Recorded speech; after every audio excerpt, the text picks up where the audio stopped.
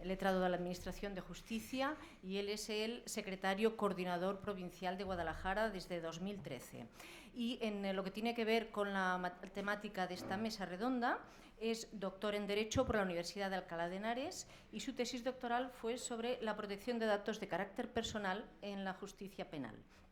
Además, también es profesor tutor de la UNED y profesor en diferentes centros, entre ellos el Centro de Estudios Jurídicos, y también ha sido ponente en cursos del Consejo General del Poder Judicial, y es autor de más de 20 publicaciones, muchas de ellas dedicadas al tema de la protección de datos. Así que le cedo la palabra a Miguel Marcos. Gracias. Muchas gracias. Bueno, en primer lugar quiero dar las gracias al Secretariado de la Unión Progresista de Secretarios Judiciales de Letrados por la invitación a participar en este acto.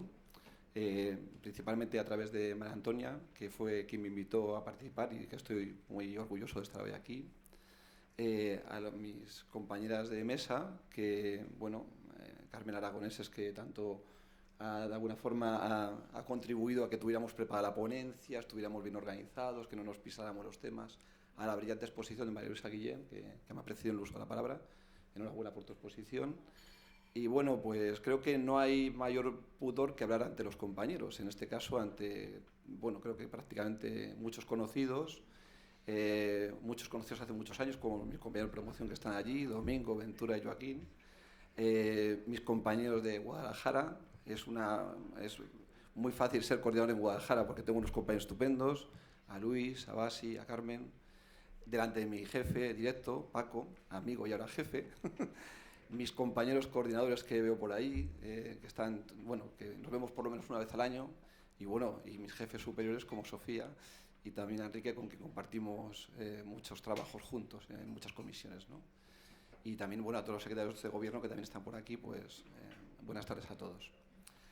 Bien, digamos que es un asunto que conlleva mucha polémica, y antes de comenzar a hablar y del agradecimiento y un poco, quería dedicar especialmente a la ponencia a una persona que ha sufrido por culpa de la protección de datos y que es el motivo de que estemos hoy aquí, ¿no? Quería empezar con mi exposición con un fuerte aplauso para Elena, que por culpa de la protección de datos, de alguna forma,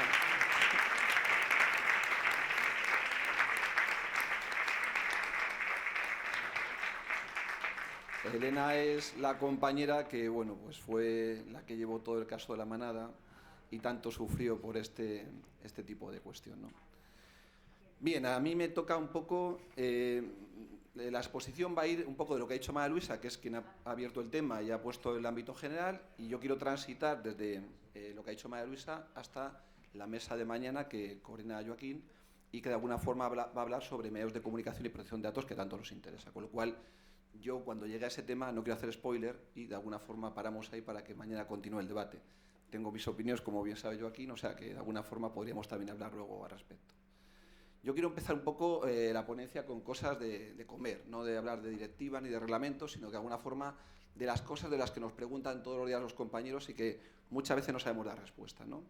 Se puede entregar a las partes la certificación del SIRAC que se encuentra unida al procedimiento. Este tipo de cosas ya me han sucedido, es lo de siempre, la realidad supera la ficción, ¿no? Se pueden cancelar los datos existentes en los ficheros judiciales de un investigado penal cuando se ha dictado un auto de sobreseimiento libre o cuando se dicta una sentencia absolutoria. Se puede entregar a las partes el informe psicológico sobre un menor en los procesos de separación, divorcio o de menores. Puede publicarse una sentencia por edictos en un diario oficial en formato web. El problema de los motores de búsqueda, ¿no? Que siempre queda ahí como que somos deudores o que hemos sido condenados en un juicio por delito leve. Se puede poner el listado de juicios en la puerta de la sala de audiencia con los nombres de las partes que intervienen en el juicio y llamar a los testigos por su nombre y apellidos de viva voz. Esto también se ha planteado, ¿eh? En una investigación patrimonial sobre los bienes del ejecutado se puede hacer entrega a la parte ejecutante de todos los datos patrimoniales obtenidos del punto de otro judicial. Un testigo cuya declaración es grabada en juicio solicita saber ante quién se puede ejercer sus derechos ARCO, que le decimos. En el artículo 143 de la Ley de Procedimiento Laboral, en un proceso sobre invalidez laboral, una vez recibido el expediente de la invalidez, podemos dar traslado por el SNED a la parte que nos pide para luego calcular la base reguladora. ¿Qué debemos hacer cuando un ciudadano acude a un juzgado de decanato solicitando su derecho a saber si existe algún procedimiento contra él? ¿Cómo actuar cuando un ciudadano acude a un tribunal de lo contencioso solicitando un testimonio de la sentencia para pedir una extensión de efectos. Este protocolo de actuación en materia de protección de datos para los funcionarios de vuestros órganos, tal y como exige la Comisión Permanente del Consejo en su reunión del 19 de abril de 2018. ¿Quién es la autoridad de control para salvaguardar los derechos fundamentales en los juzgados? ¿Qué hace el responsable de seguridad, que somos nosotros? Es decir, estas son las preguntas que habitualmente nos hacen los compañeros y que forman un debate, ¿no? Y que nosotros muchas veces no sabemos muy bien qué decir. Y vuelvo a recordar que todos vosotros sois responsables de seguridad en materia de protección de datos, ¿no? Bien, en el tema, como bien ha dicho María Luisa, el tema de la protección de datos es un derecho fundamental que nace a raíz de la tecnología, ¿no? Hoy la tecnología, la informática, la base de datos permiten acumular una gran cantidad de información, de datos personales, procesarlos por medio de los algoritmos y con ello elaborar perfiles de usuario, predecir acontecimientos e influir en las decisiones de los individuos, ¿no? Tenéis que pensar que hoy en día la actualidad se está moviendo en torno a este tema. Es decir, hoy en día el tema del 5G, que tanto polémica está dando entre Estados Unidos y China, tiene que ver con esto, ¿no? Quien domine la tecnología 5G es quien obtiene los datos para luego dominar un poco el mundo, ¿no? Se dice que hoy los datos son el petróleo del siglo XXI. Pensar un momentito quiénes son las 5 compañías bursátiles de mayor capitalización mundial en bolsa, ¿no? Son Google, Apple, Facebook, Yahoo, Amazon. ¿Y qué venden?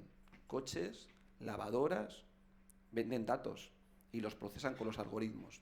Hoy quien tiene el dato tiene el poder, ¿no? Es decir, hoy en día, por ejemplo, salía hace poco en prensa que China evita el nuevo Tiananmen a base de un control sobre su población, ¿no? El control que ya predecía Orwell en la novela 1984, allá por, digamos, por mitad del siglo XX, ¿no? Bien, la pérdida de derechos individuales con este tipo de procesamiento es lo que se ha llamado a llamar la privacidad, de privacy, ¿no? Digamos que el primer pensador que un poco ha escrito sobre esto, digamos moderno, es Weinstein, que de alguna forma tiene 3 libros bastante famosos en los que de alguna forma tratan el tema, y tiene una frase que está un poco acuñada, un principio a nivel de protección. Dice que la diferencia entre un Estado totalitario y democrático se basa en el control de los datos, ¿no? Es decir, un Estado totalitario es opaco frente al gobierno y transparente frente al ciudadano, y un Estado democrático es al revés, es transparente frente al poder y opaco frente al ciudadano. Es decir, va a ser la eterna lucha entre el Estado y los ciudadanos en materia de protección de datos, ¿no? Digamos la importancia de lo que se está moviendo hoy a este respecto. Como bien ha expuesto María Luisa, digamos, tenemos que comprender que es un tema de radiante actualidad y es un derecho fundamental de una configuración muy reciente. Es decir, la primera normativa al respecto es el Convenio del Consejo de Europa de 1981, y de ahí nos vamos hasta la reciente Ley Orgánica 3/2018, que se publicó en el boletín del 7 de diciembre, con lo cual hemos visto que prácticamente en 38 o 39 años ha surgido un nuevo derecho fundamental que todavía está en construcción. Es decir, algunos ya estabais en 1981 en los juzgados y de alguna forma os acordáis que en aquellos momentos para encontrar una demanda había que irse por los juzgados, los libros de registro, hojearlos y tener la suerte de encontrar al demandante y al demandado para encontrar las cosas. Hoy con un solo clic podemos saber muchas cosas, ¿no? Vemos que desde nuestro juzgado con un solo clic sabemos los antecedentes penales de cualquiera. Antes había que pedir una cartita al ministerio que te mandaba a los 2 o 3 meses con una hoja, y hoy al momento sabemos si alguien tiene o no antecedentes penales, o sabemos alguien si tiene o no dinero en la cuenta, ¿no? Con lo cual hoy nosotros también nos servimos de esa tecnología para saber muchas cosas. Bien, ya ha dicho antes María Luisa cuál es la normativa, con lo cual ya tampoco voy a incidir. Yo me voy a ir directamente a la normativa que rige en materia de justicia, ¿no? Dice el artículo 236 bis de la Ley Orgánica, digamos que la primera vez que se regula esto en la Ley Orgánica, se trata de un derecho fundamental y debe ser regulado por Ley Orgánica, es en la reforma de 7/2015, y como cuando hay una reforma y no hay hueco en la ley, se abre a base de ponerle un bis, tries, quater, quinquies, hasta el decies, ¿no? Está regulado ahí, ¿no? Y dice que el tratamiento de los datos en los procesos judiciales se someterá a lo dispuesto en la Ley Orgánica de Protección de Datos y a la normativa de desarrollo, sin perjuicio de las especialidades de la Ley Orgánica del Poder Judicial. Esto también viene ratificado en la actual Ley Orgánica de Protección de Datos y de Garantía de Derechos Digitales. En el artículo 2.4 de la vigente ley, que entró en vigor el 7 de diciembre de 2018, se vuelve a recordar este hecho. Es decir, estamos sometidos a lo que diga la normativa general de protección de datos sin perjuicio de las especialidades de la ley orgánica, que por cierto luego veremos son muy importantes. Hay que tener en cuenta que esta ley orgánica surge a partir del reglamento que está vigente a partir del 25 de mayo de 2018, que se aplica en toda la Unión Europea, y no olvidemos una norma que a veces se nos olvida también, y es que en materia de procesos penales rige lo dispuesto en la Directiva 2016/180, que en este caso sigue sin desarrollar por el Estado español, con lo cual hay una directiva que está sin desarrollar y, como indica la jurisprudencia del Tribunal Europeo, de alguna forma, si no se ha desarrollado en el plazo porque venció el 6 de mayo de 2018, se puede invocar ante los tribunales si esta norma de alguna forma es concreta. Bien, yo tampoco me toca resumir muchos conceptos en una exposición de 35-40 minutos, y pienso ser obediente, sino que me cortes. Bien, hay tres conceptos principales sobre el que gira todo esto, ¿de acuerdo? Un poco por resumir. El concepto de dato. ¿Qué es un dato personal? Es cualquier información concerniente a personas físicas identificadas o identificables. Es decir, los datos permiten identificar directa o indirectamente a una persona, ¿de acuerdo? Es decir, aquí hago la primera cuestión importante. De personas físicas es una normativa que no rige para los datos de personas jurídicas. Solamente hace referencia a los datos personales de las personas físicas. ¿De qué estamos hablando? Imaginemos en un proceso penal que llevamos en un juego de instrucción los datos de las partes, del denunciante, del denunciado, de los testigos. Me estoy refiriendo a nombres, apellidos, NIF, lugar de nacimiento, edad, residencia, teléfono, dirección de correo electrónico, oficio de empleo, otros datos más sensibles como ideología, salud, raza, orientación sexual, o la imagen, la voz, datos de IP, huellas dactilares, perfil genético. Podría seguir más, porque hay muchos datos que se están recopilando. Estamos viendo que hoy hay datos que interesan, como la dirección IP, como las huellas dactilares o el perfil genético, que también se regula como datos sensibles por parte del reglamento de la directiva. El segundo dato que es fundamental es el tratamiento. ¿Qué es el tratamiento de los datos? El tratamiento es cualquier operación o conjunto de operaciones realizadas con los datos personales, ya sean por procedimientos automatizados o no. Hoy la mayoría del procesamiento de los datos o del tratamiento se realiza por procesos automatizados. Cuando sacamos un billete o una entrada, vemos que sacamos la entrada y automáticamente recibimos el correo electrónico. Es decir, no hay nadie que esté esperando nuestra llamada ni nuestro eso, sino que automáticamente hay máquinas que lo están haciendo. Es más, muchas veces cuando nos metemos a hacer algo, dicen, ¿es usted una máquina? Vamos a comprobarlo, ¿no? Para que veamos que somos personas. En un juzgado, ¿qué es un tratamiento de datos? Pues cuando recogemos los datos del denunciante, los registramos, los cede a la policía, se cede a otro organismo, es decir, el registro de la anuncia, posterior gestión, notificación, citación y demás actos procesales, y cualquier cesión de datos, por ejemplo, cuando escribimos para el SIRAC, cuando lo cedemos a la policía, a la fiscalía. Eso es cualquier tipo de tratamiento, ¿no? Bien, otro concepto fundamental, ya digo que la normativa actual gira sobre el tratamiento. ¿Quién es el que está tratando los datos, no? Otro concepto fundamental es el fichero. El fichero es un conjunto organizado de datos de carácter personal, cualquier que fuere la forma o modalidad de creación. Es decir, es un conjunto estructurado de datos personales accesibles con arreglo a criterios determinados, ya sea centralizado, descentralizado o repartido de forma funcional o geográfica. Es decir, los datos hoy son importantes porque de alguna forma se almacenan en un fichero que recoge una multitud de datos y son tratados por máquinas, por algoritmos que permiten obtener una gran información. Si los datos estuvieran desordenados, no servían para nada. Esto siempre pongo el ejemplo del archivo. Cuando vamos a un archivo, ahí vemos las dotes del auxilio judicial que lo tiene ordenado. Si está desordenado, no sirve para nada, no encontramos nada, es mejor tirarlo. Si está bien ordenado, encontramos absolutamente todo, ¿no? Es muy importante cómo está estructurado ese fichero. ¿A qué me estoy refiriendo? Pues una agenda telefónica será un fichero, un listado de clientes. Lo que nosotros utilizamos habitualmente son el Ainhoa para pedir los permisos, para cobrar la nómina, Minerva en territorio del ministerio, aquí sería justicia.cat, o el Avantius, donde de alguna forma están los datos del denunciante, del denunciado o del ejecutante, Fortuny, Lesnet. Es decir, manejamos una cantidad de ficheros impresionantes en materia de justicia. Y aquí tenemos la primera distinción, que son los ficheros jurisdiccionales y los no jurisdiccionales, ¿no? Bien, la ley orgánica trata de que se refiere a los ficheros judiciales. Los ficheros judiciales son los ficheros cuya regulación viene afectada o delimitada por la ley orgánica. Y la propia ley orgánica habla de los ficheros jurisdiccionales y ficheros no jurisdiccionales, con lo cual los ficheros jurisdiccionales son aquellos ficheros que recogen datos que van a ser tratados con ese fin para incorporarlos al proceso judicial. Me estoy refiriendo a aquellos datos que se incorporan a los sistemas de gestión como Minerva, Justicia-CAD, Justicia Base en País Vasco, Adriano, Cicerone, Atlante 2, Avantius, Vereda, GESPRO. Bueno, aquí vemos la cantidad también de sistemas que tenemos, ¿no?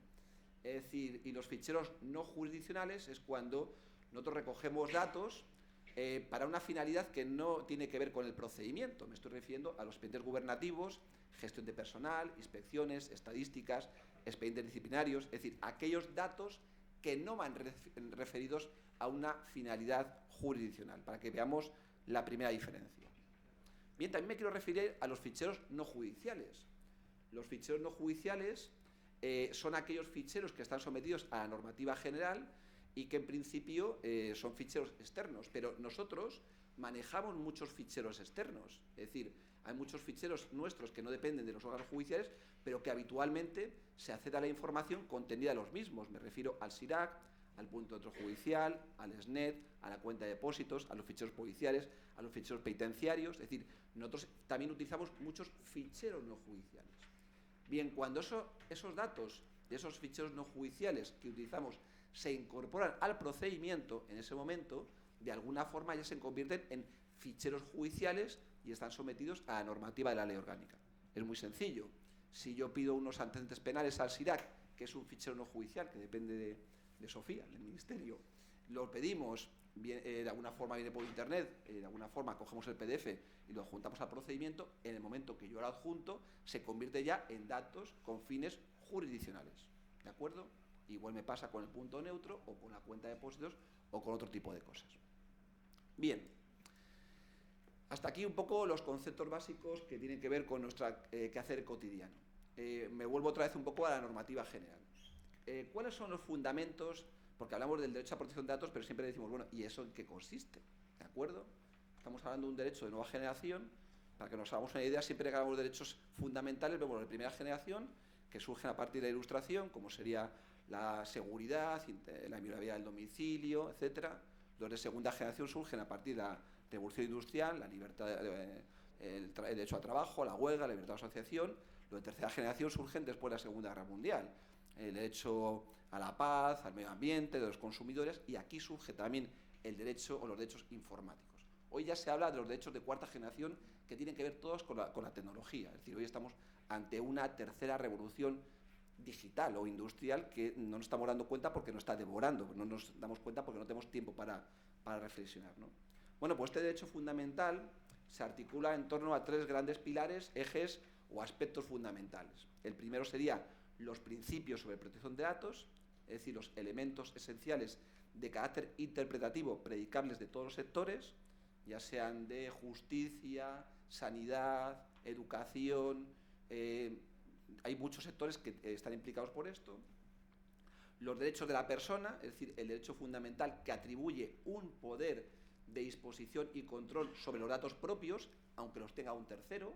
Yo tengo un control sobre los datos que tiene mi banco, pero que son míos, mi compañía de seguros.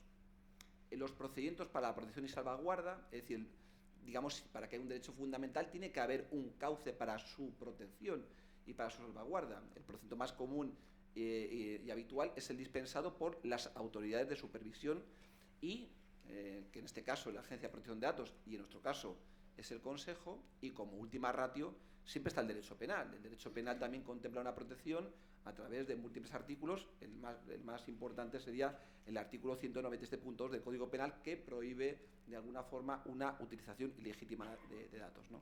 También aquí decir que en el Código Penal también surgen nuevos delitos. Me refiero a la usurpación de identidad, al sexting, al stalking. Es decir, hay nuevos delitos de acuerdo también con el tema de las nuevas tecnologías. Bien, decir que este tipo de normativa no se aplica a actividades personales o domésticas, lo que sería mi agenda telefónica, no se aplica a materias clasificadas y no se aplica a registros públicos que tienen una normativa especial, como por ejemplo el registro civil. Me refiero a un dictamen de la Agencia de Protección de Datos de 26 de junio de 2018. Con lo cual, para que veamos un poco el marco general. Quedémonos con esto porque, de alguna forma, vuelvo a decir, serían los pilares de la normativa de este derecho, ¿no? Bien, ¿qué son los principios? También intento un poco resumir. Aquí hay, digamos, hay tantos principios como autores que hablan del tema.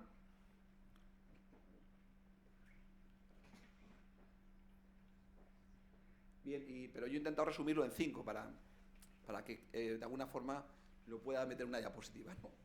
El primero sería la calidad de los datos, ¿no? Los datos deben ser exactos y deben servir para los fines para los que sean recogidos. En nuestro caso va a ser la finalidad jurisdiccional.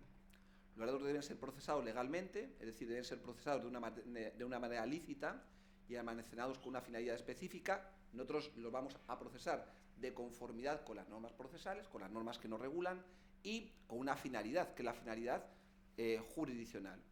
Deben ser proporcionales para la finalidad que son recogidos y tratados, es decir, no excesivos. Si alguien viene a presentar una denuncia por un hurto, no se nos ocurre preguntarle por sus gustos musicales, dónde veranea, cuál es su pie de calzado o su perfil genético, ¿no? Es decir, hay que recoger datos que sean proporcionales para la finalidad. La temporalidad, no pueden permanecer más allá del tiempo necesario para cumplir su finalidad. Ya veremos que este es un déficit de nuestra regulación. Y la seguridad y confidencialidad. Los datos deben ser dotados de un sistema de seguridad que garantice su protección. Es decir, si no hay una protección, mal podemos de alguna forma tratar este derecho, ¿no? ¿Cuáles son los derechos de la persona afectada? Los derechos, de alguna forma, los he resumido en esas cuatro casillas, ¿no? El consentimiento, la información, lo que llamamos los derechos ARCO, que luego lo explicaré, y la limitación y portabilidad, esos que están ahí en el cuadrito rojo, que son la novedad introducida por el reglamento, ¿no? En realidad es este tipo de derechos, o el derecho fundamental, que luego se reparte en esos derechos, es el poder de disposición y control que tenemos sobre nuestros datos. Es decir, esos derechos se resumen en que nosotros tenemos un poder sobre nuestros datos, ¿de acuerdo? Es decir, un poder que de alguna forma viene dado en que de alguna forma no van a recogerse los datos si no hemos prestado un consentimiento previo. Luego entraré en esto. Bien, una cuestión importante. El derecho de protección de datos no es un derecho absoluto. Como todos los derechos, de alguna forma hay que conjugarse con el resto de derechos. Y en justicia es muy importante que de alguna forma hay que conjugarlo o tiene que cohabitar con la tutela judicial y defensa, que regula el artículo 24, es decir, el derecho que tienen las partes a acceder al contenido del expediente en el ejercicio de defensa, el derecho a la información que tienen los medios de comunicación y que, como veremos mañana, de alguna forma también es muy importante, tiene que cohabitar con ese derecho fundamental que tienen los medios de comunicación para informar y suministrar información en una sociedad democrática y libre, la publicidad de las actuaciones judiciales que regula el artículo 120 y de alguna forma tenemos que ver cómo se conjuga y cohabitan esos derechos fundamentales, porque en principio podrían ser contradictorios, ¿no? Bien, en cuanto al consentimiento, es decir, nosotros tenemos nuestro primer derecho, es que nadie puede recoger datos nuestros si no prestamos un consentimiento previo, ¿de acuerdo? Es decir, si de alguna forma vamos al banco a abrir una cuenta o a hacer una operación, siempre firmamos un consentimiento para tratar los datos y cederlos a las compañías del grupo. Para comenzar, hay que de alguna forma comenzar diciendo que en justicia esto no es preciso, no es necesario.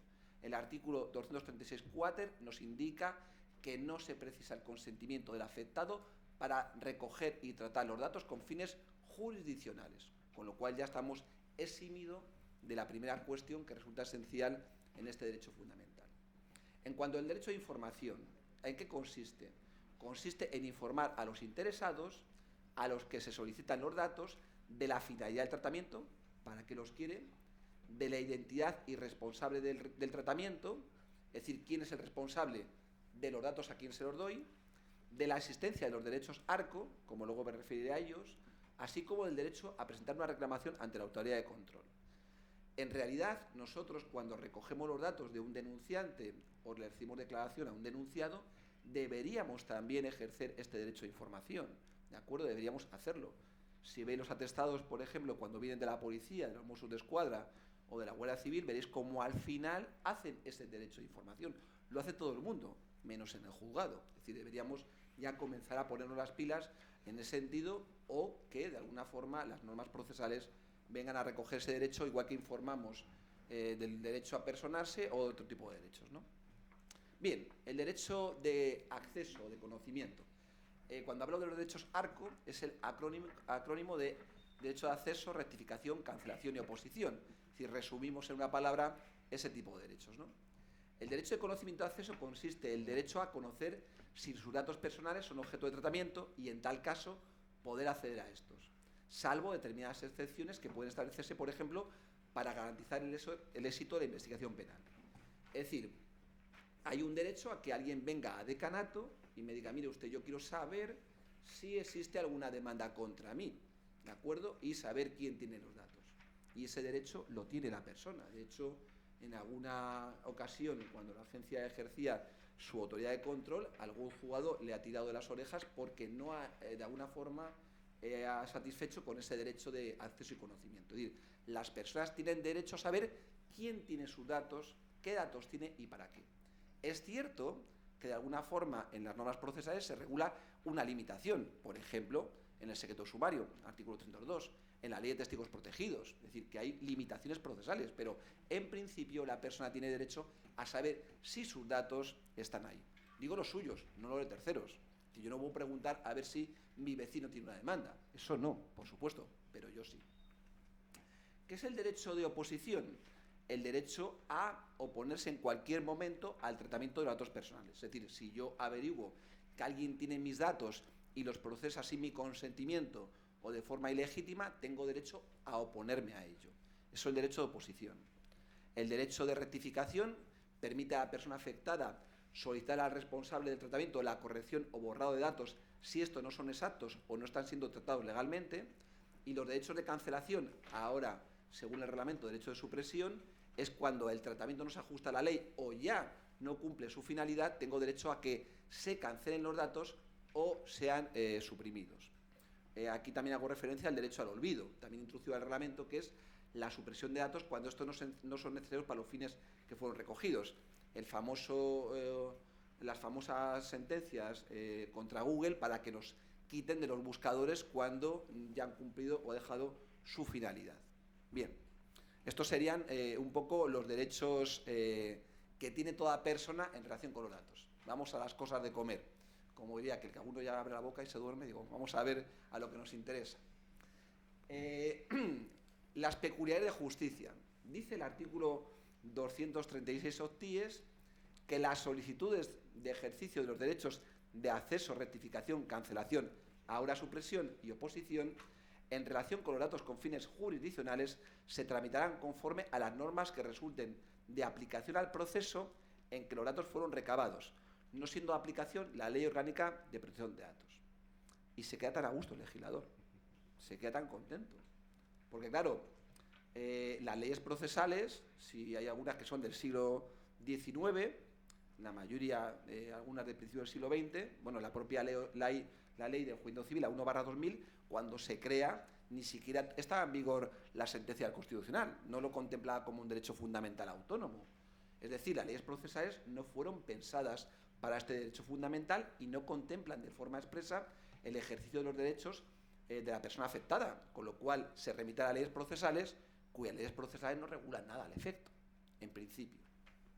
Por ejemplo, imaginemos que una persona paga su deuda, archivamos el procedimiento, tiene derecho a que se cancelen sus datos de los ficheros judiciales, ¿no?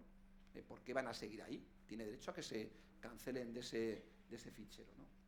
Bien, en principio no están regulados, aunque eso no es de todo cierto, y vamos a ver por qué. Bien, las leyes... Oye, Domingo, me quieres tirar la ponencia abajo.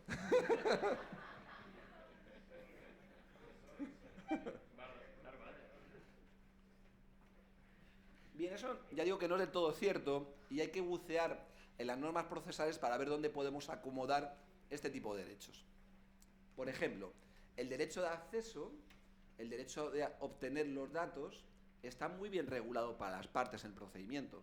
No hay algo que mejor regule las leyes procesales, que es el derecho a la información. Es decir, quien es parte cuando uno es parte y a qué tiene derecho a acceder la parte dentro del procedimiento.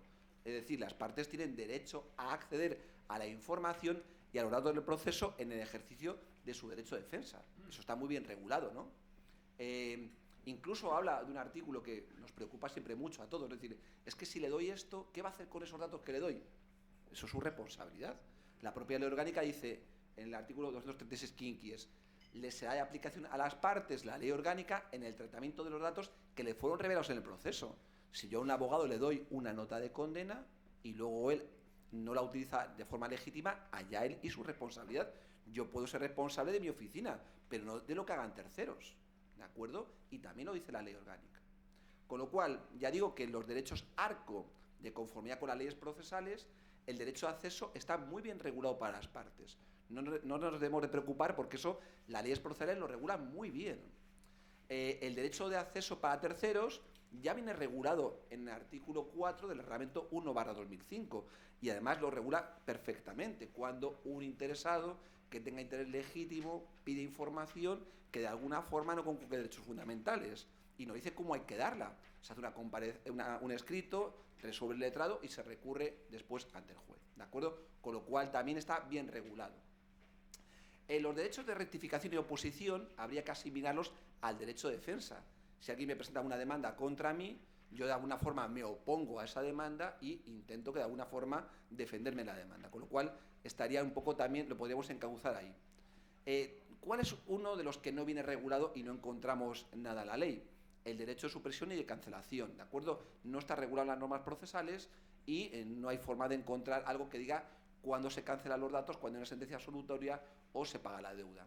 Y tampoco está regulado el derecho de información, que yo creo que habría que incorporar en la norma procesal o en la ley orgánica, y apenas también se regula los derechos ARCO referentes a testigos, peritos, víctimas o cualquier tercero que intervenga en el proceso y que sus datos están ahí. Tampoco hay una regulación que de alguna forma sea precisa al respecto, aunque habitualmente damos el cauce del artículo 4 del Reglamento 1/2005. ¿De acuerdo? Con lo cual, digamos, esta polémica de dónde está regulado habría que bucear en las normas procesales y un poco yo planteo este tipo de solución.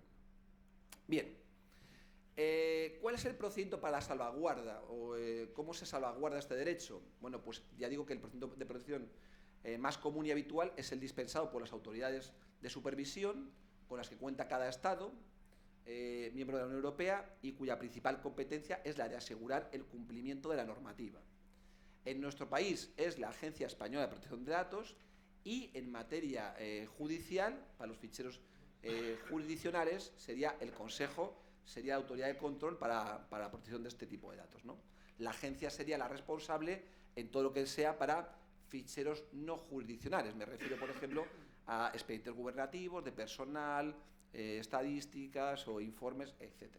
A este respecto, reseñar el convenio de colaboración entre la agencia y el Consejo, firmado el 6 de julio de 2017, y también lo que regula el artículo 44.3 de la Ley Orgánica 3/2018, que también contempla esta excepcionalidad para los ficheros judiciales y el Consejo como autoridad de control. Bien, esta excepcionalidad viene a raíz de una famosa sentencia de 2 de noviembre de 2011, en la que, de alguna forma, el Tribunal Supremo le dice a la agencia: mire usted, no puede usted controlar el tratamiento de datos con fines jurisdiccionales porque se está entrometiendo en una competencia judicial y puede de alguna forma dañar la independencia judicial, y a raíz de esa famosa sentencia la agencia deja de efectuar ese tipo de inspecciones y la propia ley orgánica regula en el artículo 236 nonies que las competencias que la ley orgánica atribuye a la Agencia Española de Protección de Datos sean ejercidas respecto a los tratamientos efectuados con fines jurisdiccionales, serán ejercidas por el Consejo, con lo cual el Consejo en el tratamiento de este tipo de datos absorbe las competencias de la agencia. Ya digo que eso debería ser así, aunque vemos que a veces la agencia se va un poquito más allá de su territorio y vemos ahí algunas resoluciones en las que sí entra a conocer de tratamientos en algunos juzgados. Bien, esta diapositiva surge un poco a raíz de una polémica surgida la semana pasada. En esta materia, de alguna forma, todos los días siempre hay alguna novedad, ¿no? Entonces, la semana pasada hubo un artículo de un compañero que defendía que el Consejo, de alguna forma, podía no ser la autoridad de control. Yo un poco ya digo aquí que esto viene respaldado no solamente por la Ley Orgánica de Protección de Datos, por la Ley Orgánica del Poder Judicial, sino que el propio reglamento, en el considerando 20 y en el artículo 55.3, habla del control de tratamientos de datos de tribunales y otras autoridades judiciales que ha de encomendarse a organismos específicos del sistema judicial del Estado, que en nuestro caso es el Consejo. Bien. Una cuestión que también hay mucha polémica en nosotros. ¿Y nosotros qué pintamos en todo esto? Es decir, al letrado esto le ha pillado desprevenido y qué pintamos en este tipo de cuestiones. Bien, aquí he intentado de alguna forma resumir, muy resumido, las competencias que tienen las figuras principales o los sujetos del tratamiento de datos, ¿no? Es decir, qué peculiaridades tiene, quiénes son los actores principales en esta materia. Bien, el responsable del tratamiento es quien tiene la responsabilidad para que se cumpla la normativa en la empresa o institución. El encargado del tratamiento es quien trata los datos por cuenta del responsable. Imaginemos que yo tengo una empresa y encargo a una gestoría o a una asesoría que me lleve las nóminas.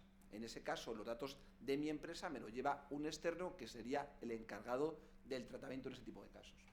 El delegado de protección de datos, el DPO, sería una figura surgida con el reglamento que informa, asesora al responsable del tratamiento y es una figura, entre comillas, independiente que se va a relacionar con la Agencia de Protección de Datos. Y la autoridad de control es la autoridad que controla y supervisa el cumplimiento de la normativa. Tiene que ser una autoridad independiente, se elige por el gobierno y tiene un mandato en el que de alguna forma no puede ser revocado durante un tiempo. Los instrumentos que habitualmente se van a efectuar para que efectúe esta función es, por ejemplo, la evaluación previa del impacto del tratamiento, otros mecanismos de certificación, la adhesión a código de conducta o las medidas de seguridad, ¿no? Es decir, bueno, no quiero entrar en esta cuestión, aunque luego la trataré un poco de soslayo. ¿Qué es lo que ocurre? Pues lo que ocurre es que nosotros quedaríamos, en los ficheros judiciales esto quedaría así, ¿no? ¿Qué sería el concepto de fichero? Un conjunto organizado de datos. En justicia tenemos los ficheros jurisdiccionales y los ficheros no jurisdiccionales. El tratamiento es cualquier operación que efectuamos con los datos, registro, incoación, citación, cesión de datos. El responsable del fichero, dice la normativa, que es el órgano judicial o la oficina judicial. El responsable de seguridad del tratamiento es el letrado. El encargado del tratamiento es la administración pública que gestiona los recursos informáticos, será el Ministerio de Justicia o la comunidad autónoma que tiene transferidas las competencias, y la autoridad de control de los ficheros jurisdiccionales es el Consejo y los ficheros no jurisdiccionales es la Agencia Española de Protección de Datos, ¿de acuerdo? Esto sería, en síntesis, cómo queda el panorama con la ley orgánica.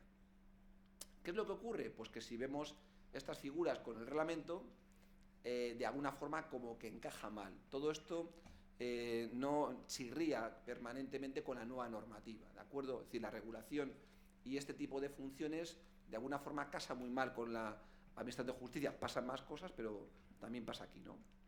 Tenemos, por ejemplo, el responsable de seguridad, que somos nosotros, que si vamos al reglamento no hay ningún artículo que le dedique al responsable de seguridad, en la directiva tampoco, si vamos a la antigua ley orgánica tampoco habla del responsable de seguridad, y la única normativa que habla del responsable de seguridad es el reglamento de 2007 para decir que el responsable de seguridad será quien diga el documento de seguridad que ha redactado o bien el responsable o bien el encargado del tratamiento. Es decir, sale ahí en una normativa de soslayo quién es el responsable de seguridad y lo que hace.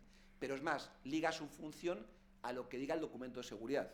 Documento de seguridad que aquí no existe. Simplemente, es decir, yo soy de los que defiendo de que no hay responsable si no hay documento. Con lo cual mal podemos saber cuáles son mis funciones si no tengo un documento de seguridad. Esto lo he hecho en muchos sitios, en el Ministerio, en el Consejo, con lo cual ya de alguna forma esto está un poco contrastado. Bien, el encargado del tratamiento, que sería una figura externa, es el Ministerio de la Comunidad Autónoma. Hombre, me parece poca responsabilidad para quizá uno de los actores principales. ¿Quién hace el programa informático? ¿Quién diseña los ficheros? ¿Cómo se estructuran? Es el Ministerio con su programa informático o la Comunidad Autónoma. Es decir, me parece que tendría que tener más peso en todo esto. La autoridad de control es el Consejo, pero por otra parte, en la propia ley orgánica, al Consejo le atribuye la competencia para crear y regular los ficheros. en realidad no deja de ser también el responsable del fichero. Es decir, es responsable y también autoridad de control. Con lo cual, por eso alguna vez he dicho que esto es un galimatías jurídico difícil de alguna forma de resolver. Es decir, habría que de alguna forma volver otra vez a recalcular o a resetear para de alguna forma delimitar claramente las funciones y competencias de todos y cada uno de nosotros de una forma más lógica que tendríamos. Un poco aquí lo que digo, es decir, el órgano judicial no es el verdadero responsable según la ley orgánica porque sea el Consejo, el órgano judicial es el responsable funcional o del tratamiento, no es el responsable del fichero, no tiene ninguna capacidad de creación jurídica ni operativa, el responsable de seguridad es el letrado, pero no tiene documento de seguridad, y el Consejo General del Poder Judicial, la autoridad de control, y a su vez el responsable de la creación o modificación del fichero. Con lo cual, ya digo que tenemos ahí una especie como de complicación jurídica importante. Bien, yo lo que digo también no es una cuestión personal, sino también un poco lo refrendo la cantidad de informes que el Consejo tiene al respecto. Ahí creo que cito 4 informes. Uno del 2013 que dice que es dudoso que el reglamento pueda seguir manteniendo que el secretario judicial sea el responsable de los ficheros, otro de 2014 que dice que tiene mal encaje la atribución de competencias, otro de 2016 que dice que falta de claridad la ley orgánica, y el último, el informe que hizo el Consejo al anteproyecto de la ley orgánica, que dice que es necesario adecuar la ley orgánica del Poder Judicial a la actual normativa, con lo cual el Consejo también ha dicho varias veces que hay que adecuar la normativa para poner un poco de raciocinio y de control en todo esto. ¿De acuerdo? Alguno dirá, pues vaya, hemos venido aquí a Tarragona a liar la parda y a que ponga más problemas, ¿no? Yo en este caso, como digo, yo a Tarragona, yo juego en casa porque, aunque no lo sepáis, yo me paso aquí un mes de mi vida al año. Porque yo veraneo a 15 kilómetros de aquí. O sea que, de alguna forma, para mí es una ciudad muy querida y muy conocida, ¿no? Bien. De alguna forma, ¿cómo sería la situación tras la reforma? Pues las peculiaridades ahora mismo serían que el responsable del fichero en realidad es el Consejo, aunque sea también autoridad de control. El responsable funcional sería el órgano judicial. Ya digo que dentro del órgano judicial sea el juez o el letrado en virtud de sus competencias, el responsable de seguridad es el letrado, el encargado de la administración y la autoridad de control el Consejo. ¿De acuerdo? Y nuestros instrumentos pues son muy limitados porque algunos son muy antiguos. El Código de Conducta de 2003 pues no sirve para nada, el criterio de seguridad de 2007 tampoco sirve para mucho, y el futuro documento de seguridad es de lo que voy a hablar ahora. ¿De acuerdo? Con lo cual vamos a intentar hablar un poco de soluciones. Bien, en la última reunión que tuvimos los coordinadores en Toledo, en diciembre de 2018, digo, aquí hay testigos cualificados que van a decir así con la cabeza, de alguna forma ya se le combinó al Ministerio en el que de alguna forma nos faltaban herramientas jurídicas al respecto y que habría que crear una comisión para hacer un instrumento jurídico que nos diese cobertura en todo esto, ¿no? El Ministerio, evidentemente, recogió la petición y se hizo una comisión que comenzó a funcionar el propio diciembre de 2018, creo recordar, el 1 de enero, en diciembre, ¿no? Y de alguna forma en esa comisión, Enrique forma parte de la misma, pues se hizo una serie de trabajos y un documento en el que de alguna forma sí que hay un proyecto de instrucción del secretario general para de alguna forma hacer las funciones o de documento de seguridad o de protocolo que reclama el Consejo para dar instrucciones a los funcionarios en este aspecto, ¿no? Bien, el último trabajo, el último documento con el que estábamos trabajando, digamos que regula 5 aspectos, ¿no? Hay un preámbulo en el que de alguna forma indica cuál es la normativa vigente y la jerarquía normativa a aplicar en caso de que haya que resolver un problema. Hay 5 aspectos: habla del tratamiento de datos, de la seguridad informática y la protección de datos, de la tramitación procesal, del ejercicio de los derechos ARCO y de la protección de datos y el acceso al expediente, ¿no? Y de alguna forma, bueno, ahí digo un poco de lo que se habla y ya digo que es un documento de trabajo, tampoco quiero aquí de alguna forma trasladar el mismo porque se está trabajando sobre el mismo y es competencia del secretario general el publicarse, pero vamos a ver, prácticamente se indican de alguna forma estas cuestiones. El tratamiento se realiza de los sistemas de gestión, se realiza con fines jurisdiccionales, se atribuye la condición de responsable al órgano judicial, los letrados velamos por la adecuada utilización de los sistemas y programas informáticos y la cumplimentación de la totalidad de los datos de conformidad con indicar las aplicaciones. Los funcionarios tienen obligación de introducir esos datos y deben estar a los impresos normalizados, ¿no? En la segunda parte hablamos sobre la seguridad informática y protección de datos. Pues se habla, por ejemplo, que la información es confidencial, una obligación muy importante, que los datos no deben figurar, no se pueden ceder a externos salvo según indique la norma, se prohíbe acceder con un login y password diferente, no pueden, o sea, no sé, voy muy rápido. Bueno, de alguna forma intentamos hablar sobre todo el tema de no compartir claves, prohibir dejar la tarjeta criptográfica en el ordenador cuando te vas, apagar los ordenadores y cerrar los armarios, utilizar las estructuras de papel o trituradoras, es decir, todo este tipo de cuestiones. No poner los datos en lugares visibles, en carátulas o expedientes, que los expedientes no estén al alcance de personas ajenas al juzgado, el tema de los listados de señalamientos, el tema, por ejemplo, también un tema que ha surgido novedoso con los justificantes de juicio. Esto fue un tema del Defensor del Pueblo de diciembre del año pasado, en el que de alguna forma recriminó en la Comunidad de Madrid porque los justificantes de asistencia, hace un justificante y dice: ha venido fulanito al juicio, ha venido a un juicio de divorcio, que el demandante es fulano, que el demandado es mengano, ha venido a declarar como testigo y no sé qué. Entonces, claro, ahí le decimos todo. Entonces dice el Defensor del Pueblo: mire usted, diga de alguna forma solamente que acude fulano al juicio, que día ha acudido y ya está. No pongan más datos en el justificante que no le interesan a nadie, ¿no? Lo digo porque seguramente los justificantes que hacemos contienen todo ese tipo de datos, ¿no? Especial diligencia con datos protegidos.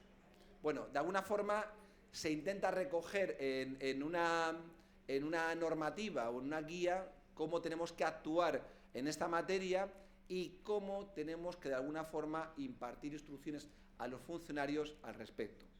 ¿Esto quiere decirse que tenemos un salvoconducto que nos garantiza cualquier tipo de problema, que nos proteja ante cualquier tipo de problema? No, nunca estamos libres de... O sea, nuestra profesión es una profesión de riesgo y siempre estamos sometidos a cualquier tipo de cuestión, pero sí, de alguna forma, nos da cobertura en un 99% a no tener ningún problema a este respecto, ¿de acuerdo? Y luego puede ser discutible si es mejor o peor la normativa, pero yo creo que lo peor es no tener ninguna normativa. Es decir, que a lo mejor la normativa hay que adecuarla y actualizarla muy frecuentemente, pues sí, pero es mejor tener eso que no tener nada como no tenemos ahora. Es decir, no hay ningún parámetro de conducta que sepamos qué hacer, ni ningún parámetro de conducta que de alguna forma instruya a los funcionarios. Y luego, mi deber también es que de alguna forma entablar polémica para que los compañeros debatan ahora. Y he traído 4 temas muy polémicos, aparte de los 12 que he planteado al principio, ¿no? Son 4 temas que están de alguna forma, por orden cronológico, solamente del último año, ¿no? Hubo un acuerdo de la Comisión Permanente del Consejo de 20 de julio de 2017 en el que se decía que teníamos que colaborar con la Agencia Tributaria para los datos fiscales de abogados y procuradores y la obligación a colaborar con ellos cuando nos piden ese tipo de datos fiscales, ¿no? Este aquí que el Consejo General de Abogacía y de la Procuraduría interpuso un recurso ante el Tribunal Supremo y en las sentencias de 13 de noviembre y de 15 de noviembre se anula ese acuerdo de la Comisión Permanente, de tal forma que se revisa ese tipo de obligación de colaborar con la agencia tributaria. Y hay un acuerdo nuevo de la Comisión Permanente de 9 de mayo de 2019, es decir, de hace un mes, nada más, en el que dice que los órganos judiciales concernidos deberán verificar la justificación a la hora de decidir la procedencia de facilitar la información solicitada por la agencia tributaria sobre datos fiscales de abogados y procuradores. Ahí es nada. Es decir, ahora cada juzgado puede decidir si da la información fiscal que le solicita la agencia tributaria, ¿de acuerdo? Es decir, volvemos otra vez a ese reino de taifas en el que cada juzgado tiene la potestad de hacer un poco lo que quiera. Digo, eso es de antes de ayer. Vamos a también antes de ayer. Hay un acuerdo de la Comisión Permanente de 21 de marzo de 2019 en el que una profesora de la Universidad de Castilla-La Mancha le pide al Tribunal Superior de Justicia, ahí está Paco, que imagino que le recordará el caso, en el que de alguna forma pide acceder a los ficheros judiciales para efectuar una investigación científica sobre una determinada sentencia. Se dirige a la sala de gobierno dice, muy bien, estamos dispuestos a colaborar contigo, qué bien, qué buen trabajo, qué bien, pero esto lo voy a remitir a la comisión permanente. La comisión permanente dice, muy bien, qué bien el trabajo, qué fenomenal, vamos a colaborar contigo, pero le dice, el Consejo no tiene inconveniente para que pueda dirigirse a cada órgano judicial e indica que la petición tiene que efectuarse al juez o magistrado en cada caso, y a la vista de todo ello, cada órgano resolverá lo procedente para que acceda o no a cada fichero judicial.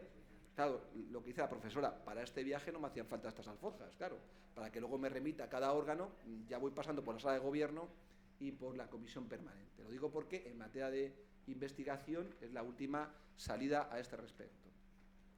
Más cuestiones. Ya ha hecho el del Defensor del Pueblo de diciembre de 2018, que nos pega un tirón de orejas, en este caso la Comunidad de Madrid, sobre los justificantes de asistencia a juicio, en el que nos indica, oiga usted, se debe limitar a dejar constancia de la identificación de la persona que lo solicita, del órgano judicial al que acude, de la fecha y duración del acto.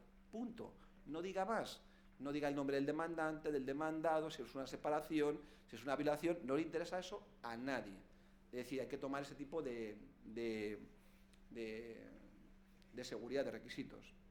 Y la última, y es el caso que yo me refería, y con eso termino, con la referencia otra vez a Elena, en el caso de la manada, en el que de alguna forma motiva un poco que estemos aquí. De alguna forma, el Gabinete de Comunicación del TSJ de Navarra publica una sentencia omitiendo los datos de la víctima, pero se le olvida omitir el CSV, el código seguro de verificación, lo cual permite a externos, a terceros, acceder al texto íntegro de la sentencia, descubrir los datos personales de la víctima y publicarse en redes sociales, con lo cual, de alguna forma, es cierto, el sistema no se actuó correctamente porque la víctima es, de alguna forma, vejada en el delito, vejada en el procedimiento y vejada posteriormente, pero, de alguna forma, nadie sabíamos que eso funcionaba así en ese momento, ¿no? Los 4 casos que he dicho, como podéis constatar, solamente son del último año. Y yo ya vaticino que en el próximo año tendremos otros 4 casos para el año que viene. ¿De acuerdo? Gracias.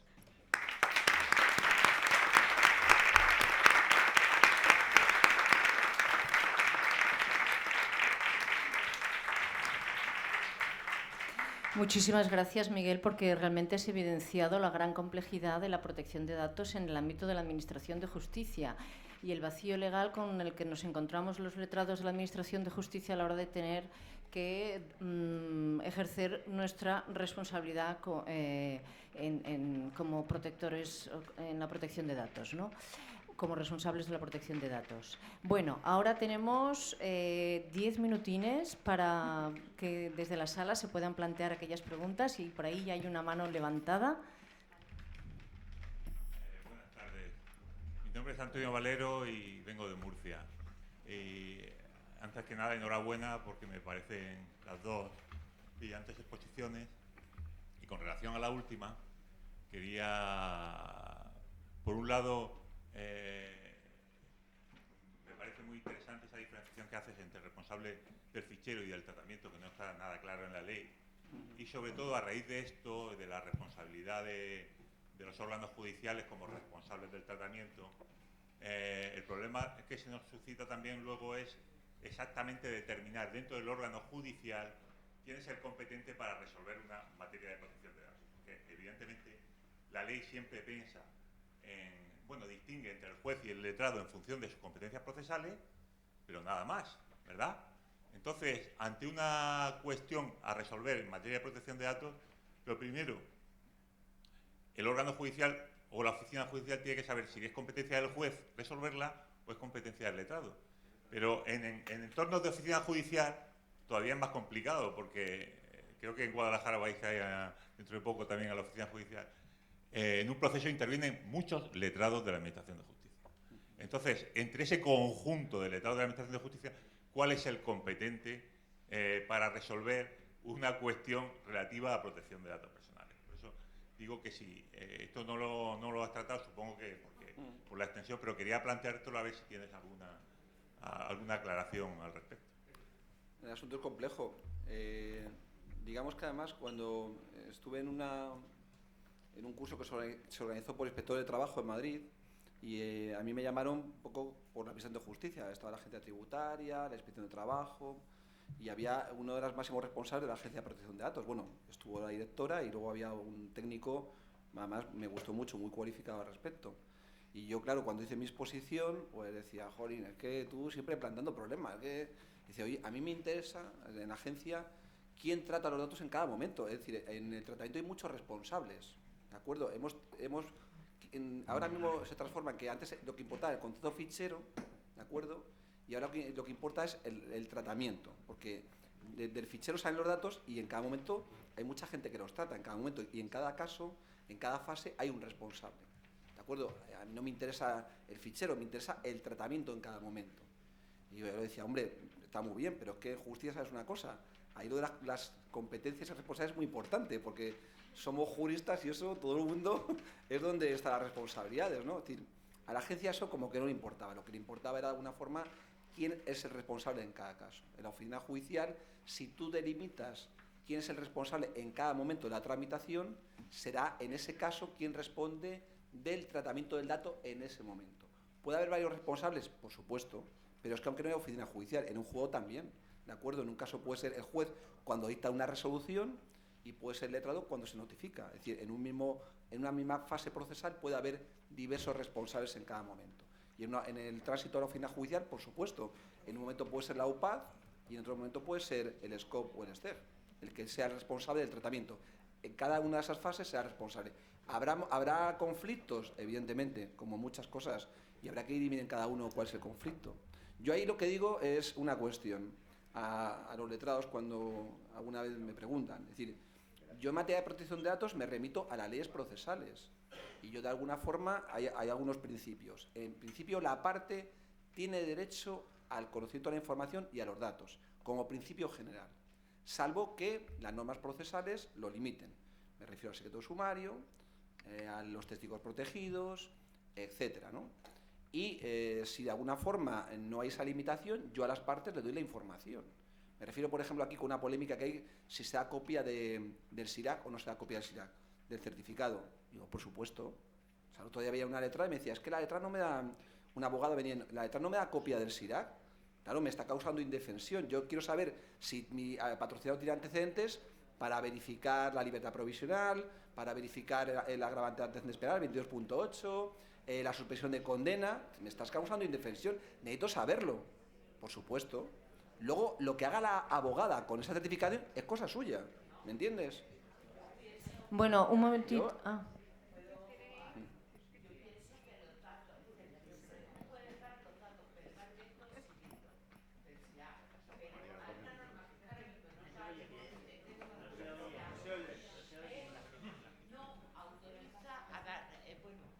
No autoriza a dar la certificación en sí.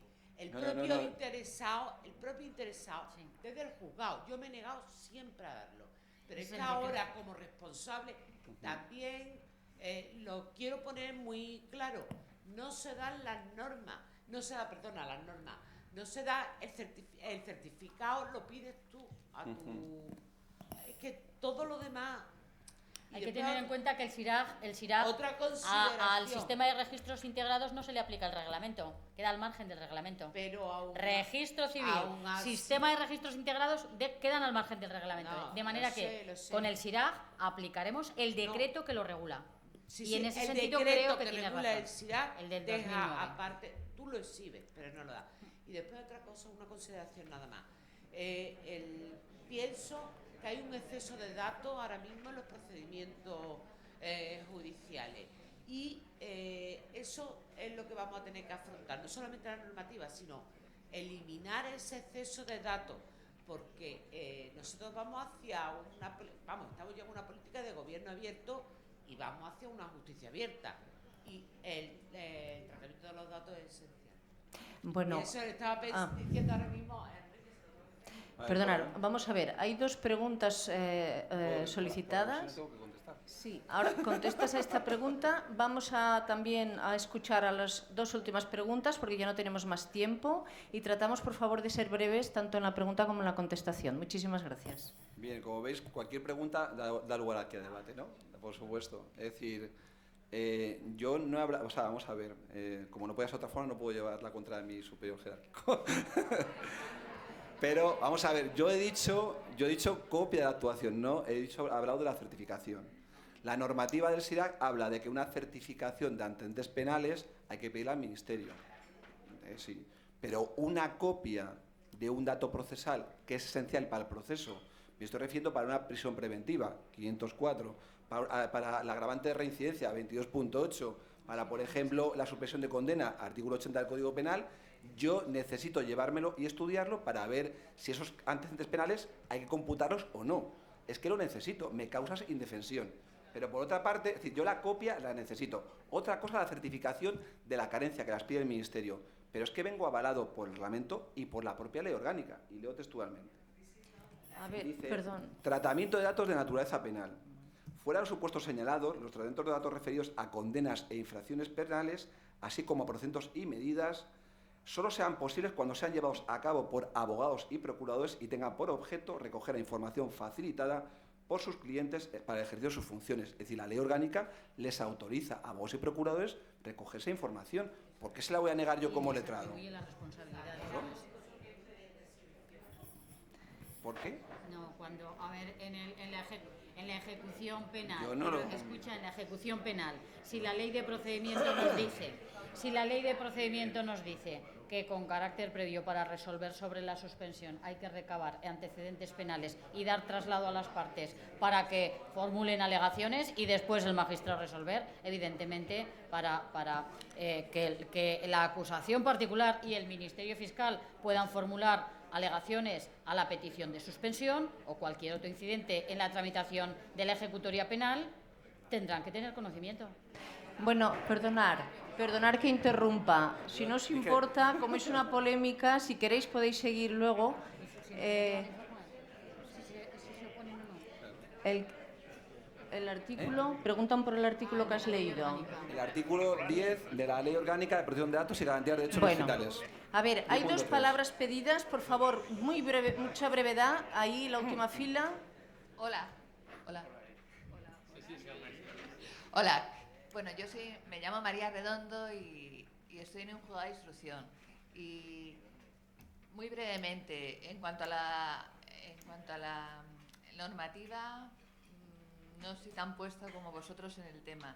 Sí que un poco a nivel muy práctico. Para mí, la responsabilidad es del letrado. Punto. El problema es los sistemas de control que tenemos los letrados. Con el sistema de gestión procesal en algunas comunidades autónomas con competencias transferidas, ninguna. Desde el magistrado que filtra lo que le da la gana hasta cómo controlamos nosotros esa posible comunicación de datos por parte del personal que depende de nosotros.